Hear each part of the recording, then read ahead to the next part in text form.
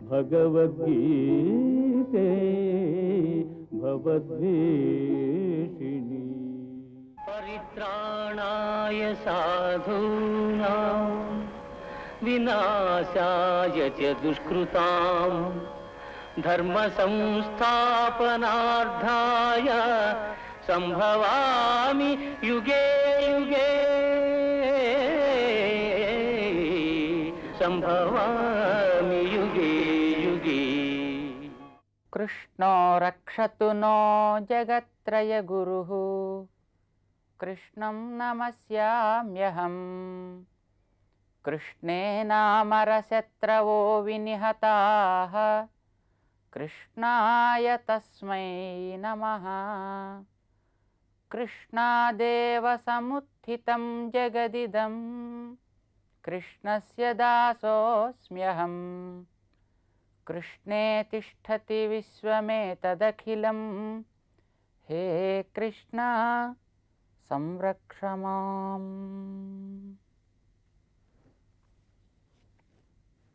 ప్రియ భగవద్బంధువులారా, భగవద్గీత మానవజాతికి అందినటువంటి ఒక గొప్ప వరం.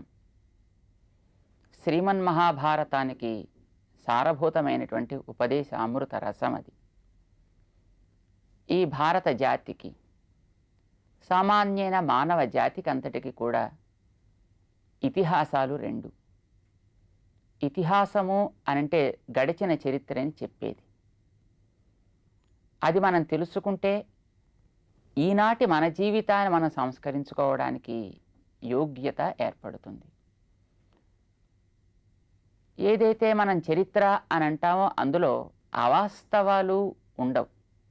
ఏది జరిగినదో జరిగినది జరిగినట్టుగా మనకి దాన్ని రికార్డ్ చేసి అందించిన దానిని చరిత్ర అని అంటాం. ఈ మానవ జాతి ఈనాడు మనకు కనిపించేటటువంటి స్థితికి ఎలా చేరింది అనే దాన్ని చెప్పడానికి కోసమని దీన్ని ఒక చరిత్ర గ్రంథ రూపంలో మన మహర్షులు అందించారు. అవి రెండు. ఒకటి శ్రీ రామాయణం, రెండవది శ్రీమన్ మహాభారతం. వాల్మీకి శ్రీరామాయణంలో మానవ జాతి చరిత్రని కొంతవరకు అందిస్తే, శ్రీ వేదవ్యాస భగవానుడు దానిని సమగ్రంగా అందించాడు. ఋషులు ఇరువురు చేసినటువంటి మహోపకారం మనకి ఇతిహాస రూపంలో అందింది. అయితే వీటిని పురాణాలు అని అనరు. పురాణం వేరు, ఇతిహాసం వేరు. పురాణం అంటే పురాపి నవం అని ఎప్పుడు నూతనంగా ఉండేటటువంటి నీతి. నీతులు ఎప్పుడు మారవు. సత్యము పలుకుము, ధర్మమును ఆచరించుము, తండ్రిని గౌరవించుము, తల్లిని ఆదరించుము. ఇది ఎప్పుడూ నూతనంగానే ఉండేటటువంటి నియమాలు కదా. అయితే ఈ నియమాన్ని చెప్పడం కోసం అని ఒక్కొక్క కాలంలో ఉండే మనిషి యొక్క ఆలోచనని అవగాహనని బట్టి ఒక్కొక్క రకమైన సన్నివేశాన్ని దాంతో కలిపి బోధిస్తూ ఉంటారు. చిన్నపిల్లలకి చెప్పాలంటే ఒక క్రమంలో చెబుతారు, నడి వయస్కులకి మరో రకంగా చెబుతారు, వయస్సు బాగా పెరిగిన వారికి మరో రకంగా చెబుతారు. మనిషికి ఉండేటటువంటి మానసిక పక్వతని బట్టి అతడికి అందించేటటువంటి బోధ, ఉపదేశం కూడా మారుతూ ఉంటుంది. చిన్నపిల్లలకి ఏమైనా చిన్న చిన్న కథల్లో పెట్టి ఆవులు, గేదెలు, పక్షులు, కుందేళ్ళు, తోడేళ్ళు, నక్కలు ఇలాంటి జంతువులను పెట్టి చెబితే వాళ్ళకి ఆనందంగా ఉంటుంది, వినగలుగుతారు. మరికొంచెం పైకి పెరిగినటువంటి వారికి ఆ రకంగా చెబితే అర్థం కాదు కదా, వారికి అంత రుచి ఉండదు కూడా. ఎవడైనా నిన్ను పొగిడితే పడిపోకుము, ఇది ఒక నియమం. ఇది ఎప్పుడూ అవసరమే, ప్రతివాడికి అవసరమే. అది చిన్నపిల్లలకి చెప్పాలంటే, అనగనగా కాకి అది ఒక మాంసపు ముక్కతోటి చెట్టుపై కూర్చునను, నక్కబావ చూశాను, కాకి కాకి పాడవా, నీ పాట విని చాలా కాలమైంది, అందంగా పాడతావట అని అడిగిందిట. కాకి పాట ప్రారంభించిందట, ముక్క కింద పడను, నక్క పారిపోయిన ఎత్తుకుని అని కథ చెబుతాం.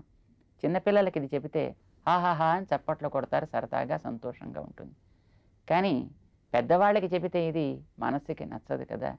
కాకి భాష వేరు, నక్క భాష వేరు, ఇది అది ఎక్కడ మాట్లాడుకుంటాయి కనుక మనకి పెద్దవాళ్ళకి చెప్పేటప్పుడు ఇదే పొగడ్తలకు లొంగకుము అనేటటువంటి నీతికి మరొక సన్నివేశాన్ని వాళ్ళకి చెప్పాలి. కానీ ఆ లోపలుండే నీతి పురాణం, అది ఎప్పుడూ నూతనమే.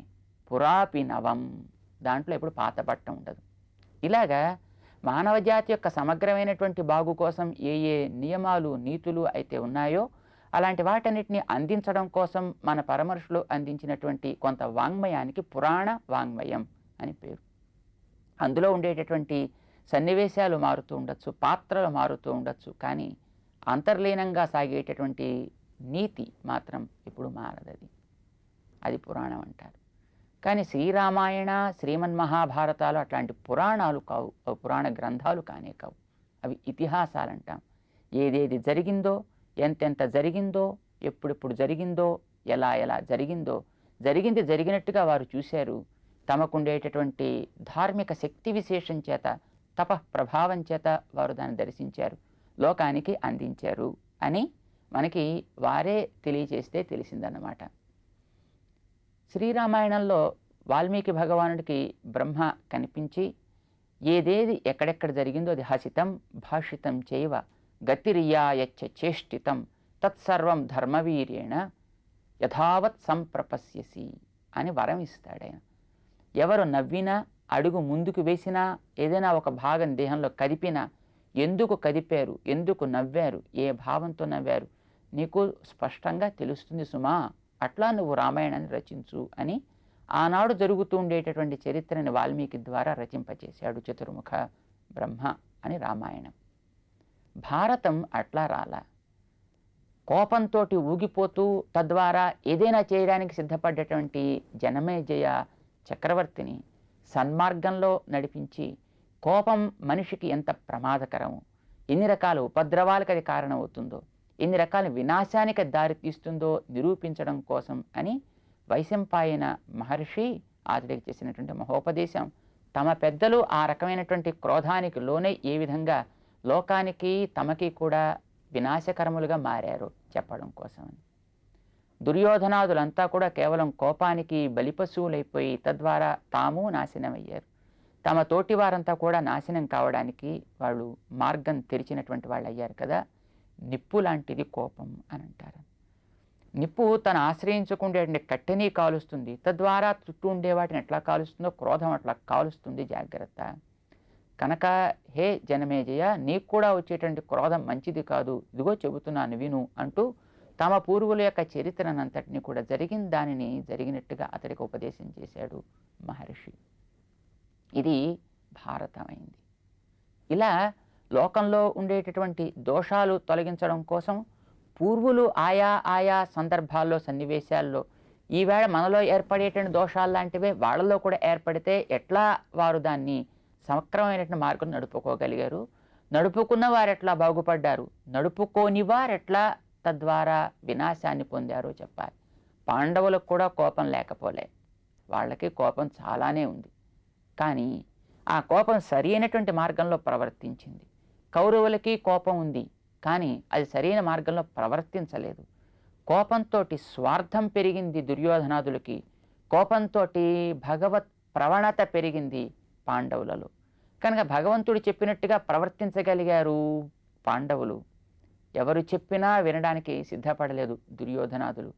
కనుక కలిగినటువంటి పర్యవసానం ఏమిటో చూడు. మనిషిలో కోపము, కోరిక ఇత్యాదులన్నీ కూడా సహజంగా కలుగుతూ ఉంటాయి. మనిషి అన్న తర్వాత ఇట్లాంటి దోషాలు కలగకుండా ఉండవు. అయితే కలిగేటటువంటి దోషాన్ని ఏ విధంగా నువ్వు ఉపయోగించుకుంటూ తద్వారా నీకు లోకానికి హానికరం కాకుండా బ్రతకాలి అనే విషయాన్ని మనకి తెలియచెప్పడం మన ఇతిహాసముల అందించినటువంటి పరమర్షుల యొక్క మహదాశయం.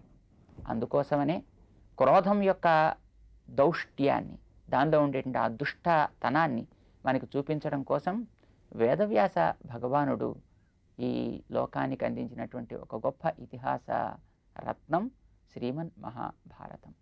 అయితే మహాభారతం చాలా పెద్దది, 1,00,000 గ్రంథం అని అంటుంటారనమాట. 1,00,000 శ్లోకాలు భారతం అయితే దానికి ఉత్తర భాగంగా అందినటువంటి హరివంశం 25,000 శ్లోకాలతోటి సుమారు 1,25,000 శ్లోకాల గ్రంథం. అది చాలా పెద్దది కనుక దానికి భారతం అని పేరు వచ్చింది. అది అలా ఉంచినప్పటికీ కూడా అంతా మనం చదివి అందులో ఉండే సారాన్ని గ్రహించి జీవితంలో పెట్టుకోవడం అనేటువంటిది అసంభవం. తత్సారం మనకు కావాలి. అదేమిటో అందిస్తాను అని ఈ లోకంలోకి అవతరించాడు శ్రీకృష్ణ పరమాత్మ. ఉపనిషత్తుల్లో ఏదైతే చెప్పబడిందో, వేదాల్లో ఏదైతే ఉద్బోధించబడి ఉందో దానంతటినీ కూడా మనకు అందించాలి అని భగవంతుడికి ఆశయం. కానీ అందుకోవడానికి మనం సిద్ధంగా ఉండాలి కదా. ఒకసారి కాదు, భగవంతుడు ఎన్నోసార్లు చేశాడు ప్రయత్నం, చాలా ఉధృతంగా. అసలు భగవంతుడి యొక్క అవతారాలన్నీ అందుకోసం ఏర్పడ్డవే అంటారన్నమాట. ఒక్కొక్క అవతారంలో ఒక్కొక్క రకమైన ఉపకారం చేయాలి అనుకున్నాడు. ఉదాహరణకి ఒకనాడు తను యాచకుడయ్యాడు బలిచక్రవర్తి దగ్గర. అది ఒక వ్యాజ్యం, అది ఒక సాకు. దానితోటి లోకానంతా తరింపచేయాలి అనేది అతని కోరిక. భగవత్ పాద స్పర్శ ఏర్పడితే లోకం తరిస్తుంది. ఆ పాదానికి ఆసక్తి ఉంది. అహల్య గురించి మనకి శ్రీరామాయణం చెప్పింది. రామచంద్రుడు పాద స్పర్శతోటి తను కేవలం ధూళిగా పడి ఉండేటటువంటిది తిరిగి ఒక స్వరూపాన్ని దాల్చగలిగింది. నామరూపాలు లేకుండా పడి ఉండేటువంటి ఈ జీవజాతి అంతా కూడా భగవత్ పాద స్పర్శ ఏర్పడితే తిరిగి తమ యొక్క స్వరూపాన్ని వారు గుర్తించి తద్వారా సుఖమయ జీవితాన్ని సాగించగలగచ్చు అనే అభిప్రాయంతో భగవంతుడు తన పాదాన్ని ఆ వేళ లోకమంతా కొలిచాడు. మనం కూడా ఆ వేళ ఈ మట్టి మీదే ఉండి ఉంటాం. ఏ రూపంలో ఉన్నామో మనకి తెలియకపోవచ్చు. అలాగే ఇక్కడ కొందరు ఆ భగవత్ పాదాన్ని బహుశా తప్పించుకొని ఉంటారు, మళ్ళీ మళ్ళీ పుట్టడం ప్రారంభించే. కొందరు అలా పైకి ఆకాశంలోకి ఎగిరిపోయి ఉండొచ్చు, తన పాదాన్ని అటూ చాపాడు, కానీ దానికి తాకకుండా ఉండి ఉండొచ్చు. ఆ వేళ తప్పించుకుని మనం పోయి ఉంటాం.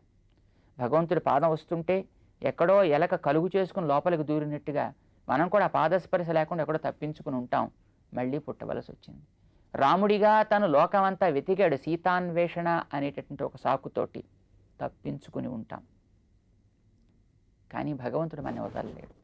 ప్రేమ కలిగినటువంటి తల్లి తన శిశువు కోసం రకరకాలుగా తను పాటుపడ్డట్టే ఈ లోకంలో ఉండే మనలాంటి వాళ్ళందరినీ బాగు చేయడం కోసం భగవంతుడు మళ్ళీ మళ్ళీ మళ్ళీ మళ్ళీ పాటలు పడుతూ తర్వాత వచ్చాడు శ్రీకృష్ణ అవతారంగా. ఏదైనా ఉపదేశం చేద్దాం అని అనుకున్నాడు, కానీ వినడానికి మనం సిద్ధంగా ఉండాలి కదా. వినడానికి మనల్ని సిద్ధం చేసుకుని తాను మనకు ఉపదేశం చేస్తాడు. అడగడం చేత కాని పిల్లవాడికి అడిగే పద్ధతి కూడా నేర్పేటటువంటి తల్లిలాగా కేవలం మనం బాగుపడడం కూడా చేత కానటువంటి ప్రవృత్తిలో మనం తిరుగుతుంటే మన చేత తానే ప్రశ్న వేయించుకుని తద్వారా మనకి తాను చెప్పదలుచుకున్నటువంటి మంచిని చెప్పడం కోసం సాగించినటువంటి ప్రయత్నమే శ్రీకృష్ణ అవతారం. ఆ అవతారంలో తను చేసినటువంటి మహోపదేశమే భగవద్గీత. ఆ భగవద్గీతను గురించి కొద్ది కొద్దిగా మనం శ్రవణం చేసే దాన్ని ఆచరణలో పెట్టుకునే ప్రయత్నం చేద్దాం. జయ శ్రీమన్నారాయణ.